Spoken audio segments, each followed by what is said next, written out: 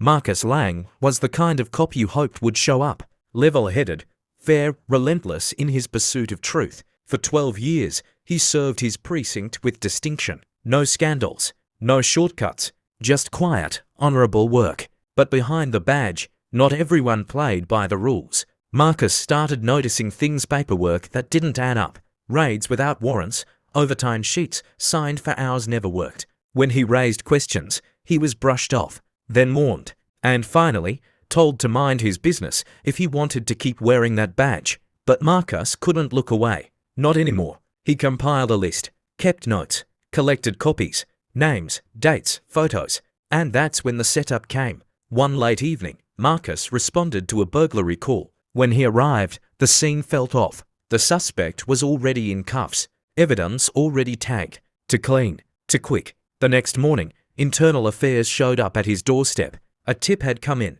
Marcus had stolen drugs and cash from the scene. At first, he laughed, until they showed him the photos, his fingerprints, his name on the evidence sheet, a bag of heroin in his gym locker. He was arrested on the spot. 15 years. That's what they offered if he pled guilty. But Marcus knew this wasn't justice. This was a message. He was being erased. But instead of breaking, Marcus began his own case from behind bars. Using smuggled documents and calls to old allies, he traced the chain. The arresting officer, connected to the same captain Marcus had flagged. The evidence tech, on file for misconduct, sealed away. And then the twist. A video, hidden in a backup server, from the burglary scene. It showed two officers entering before Marcus arrived and one of them planting the drugs.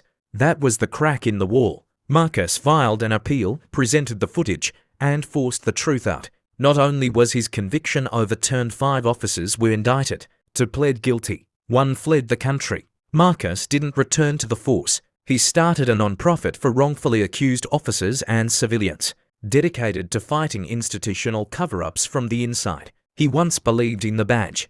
Now he believes in the people it tried to bury. Marcus Lang wasn't just framed. He was targeted. And he still stood tall. Because real redemption isn't quiet. It echoes through every wall built to silence it.